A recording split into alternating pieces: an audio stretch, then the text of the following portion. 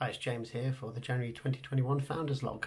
Funnily enough, just before I started this video, we had a message come through on the website. It was from a client who we'd let go in January, and their Google Workspace, when we let a client go, they have a month to set up new billing for it, and they failed to do that. So they've been contacting us for help and assistance.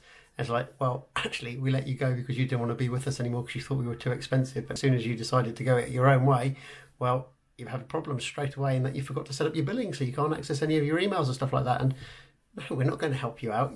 In February, we also had 3 new leads come in. Sadly, one of them, which is a bit annoying, ghosted me. So I spent 40 minutes on a video call with them, gave them some really good information, sent them a copy of the video across and sent them over some other documents of what we've been speaking about. And that's it. I didn't hear anything back from them at all. I've actually been considering about leaving a 1-star review for them on Google Reviews, because my experience of their service hasn't been great in that I've provided them the information. They just haven't been polite enough to reply back, even if it's just a no, to say no, not interested, not our thing, but thank you.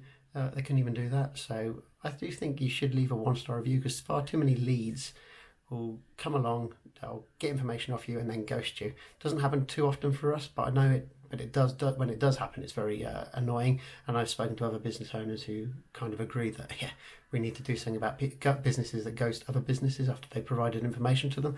And I think leaving a 1-star review on Google might be the way forward on that. The other 2 leads, however, were highly successful. So one is based in Grand Cayman. That's where they're headquartered, but they have offices in New York, London and Geneva. They're a global training company for corporate training. They've moved to Google Workspace, and they've actually gone live today. And because I'm recording this video at the time, you can see that everything's gone well there. They're just doing their work straight away. It's been such a smooth transition. They had their training on Saturday, a 3-hour training with Lauren, who does our Google Workspace training. And they've gone live today, as I said, and they're having a wonderful time, working really well for them.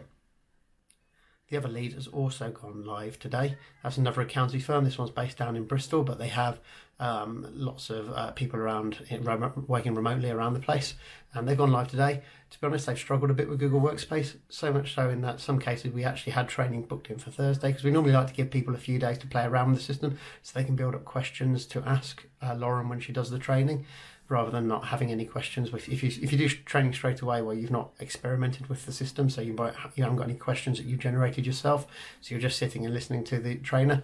But a couple of the guys were really struggling on Gmail, essentially moving from Outlook to Gmail, and it was quite clear that they weren't going to be very productive at the moment before they had training. So we actually pulled the training from Thursday to this morning. So they've had their training this morning, and they're a lot happier now. They're getting used to Gmail. They're using it. They've been able to set up filters and labels, so they can recreate some of the stuff that they had already in Outlook and do other things in a much better, more efficient manner. On the podcast front, we had a brilliant podcast at the end of February.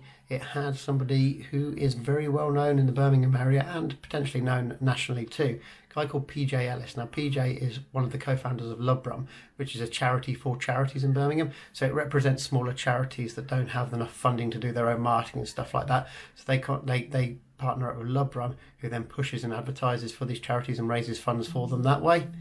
In addition, he's the director of Lightbox Digital, which is a digital marketing agency based in the Jewellery Quarter in Birmingham.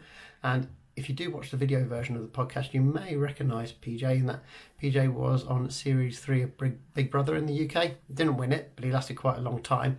That was the same series that Kate Lawler and Jade Goody were on. And it was actually the most popular series of the franchise of all time. So PJ was on that, and he has a little chat about that and how that occurred and how that came into his life and how it changed his life, and the experiences he had on there. So it's really worth listening or watching that podcast if you view it on YouTube. You can go to the Kimbley IT podcast.com, which is the website dedicated to all the episodes. Listen to PJ's, and you can listen to some other episodes on there as well. There's 77 episodes now, so a lot of stuff there for you to listen to.